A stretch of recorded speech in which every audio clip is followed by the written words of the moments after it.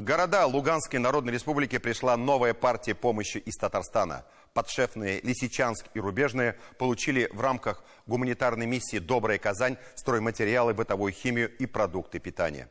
Груз для жителей ЛНР в Татарстане собирают всем миром, а это уже в совокупности более 5000 тонн. Десятки татарстанских специалистов едут восстанавливать инфраструктуру городов, несмотря на постоянные вражеские провокации. Жители нашей республики работают в городах недалеко от линии фронта. Они занимаются самым благородным делом – возрождают мирную жизнь в Луганской Народной Республике, помогают людям. Сегодня в зоне особого внимания отопление и водопроводные сети, которые серьезно пострадали от обстрелов ВСУ. С подробностями Алина Сулейманова.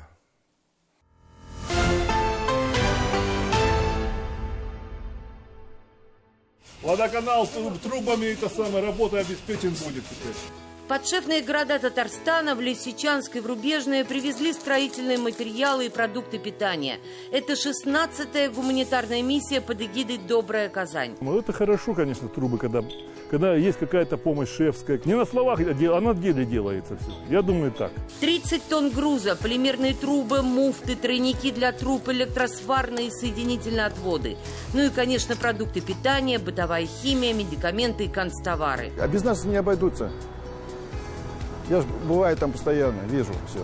Гуманитарная помощь из Казани уходит в подшефные города ЛНР каждые 1,5 месяца. И теперь каждый житель Лисичанска знает, что такое Казань. Они знают, что это столица Республики Татарстан. Они знают, что этот город их не бросает. И они знают, что в Казани живут добрые люди. И поэтому название «Добрая Казань». Вклад, который вносят жители столицы Республики Татарстан в восстановление мирной жизни здесь, переоценить невозможно. Огромные слова благодарности команде Казани во главе с Сурсураевичем Медшиным. Я на связи с ним постоянно. Он очень активно участвует в этой работе. Он сопереживает нам. Он очень помогает. Вся команда Казани в едином порыве нам помогает. Более уже 500 тонн продукции различной направленности сюда поставлен именно Казанью. Вице-премьер Республики Татарстан Евгений Варакин, курирующий все работы, совместно с мэром Лисичанска Эдуардом Сахненко проводит короткие совещания прямо на площадке выгрузки гуманитарной помощи. Олег Петрович, обязательно посмотрим. А вот сейчас будет та фура разгружаться, срочно поехали, мы без крана не разгрузим ее. Манипулятором снимать и поднимать, и я там буду отдельный бокс себе ложить под крышу. Особое внимание в эти дни в Лисичанске восстановлению сетей водоснабжения и отопления. Главное сделать работу быстро и качественно, с применением современных технологий. Сейчас будем мы производить ремонты сетевых трубопроводов по улицам, по частному сектору. Это не доставало нашему водоканалу, оно очень дорогостоящее. А нам Республика Татарстан предоставила это все. Полипропиленовые трубы, которые приезжают из Казани, будут использоваться в Лисичанске впервые. Сезон начинается основных работ по замене трубопровода.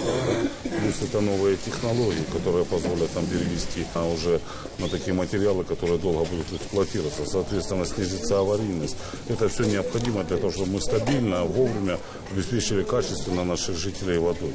Это для нас очень большое значение имеет. В Лисичанске, где перепад высот более 160 метров, а протяженность водопроводных сетей 680 километров, разогнать воду по городским трубам уже большая победа. Сегодня более 40% городского округа обеспечены водой. А ведь почти 1,5 года в городе воды не было. В результате вражеских массовых обстрелов пострадали водопроводные сети. Евгений Анатольевич, 680 километров сетей. Это сколько нужно привезти из Татарстана, чтобы помочь сейчас подшефному городу? Везти надо очень много, но, как говорится, дорога начинается с первого шага. Если даже мы сможем единоразово привезти 680 километров, вы прекрасно понимаете, что замена этих сетей займет определенное время. Поэтому шаг за шагом, потихонечку мы будем менять, будет снижаться аварийность. Работы по замене аварийных участков трубопровода не прекращаются в Лисичанске даже на день. На смену аварийным бригадам АО «Казэнерго» приехали сотрудники Зеленодольского водоканала. В данный момент мы тут производим замену трубопровода водяной трубы. Специалисты работают над устранением аварийных прорывов межквартальных сетей.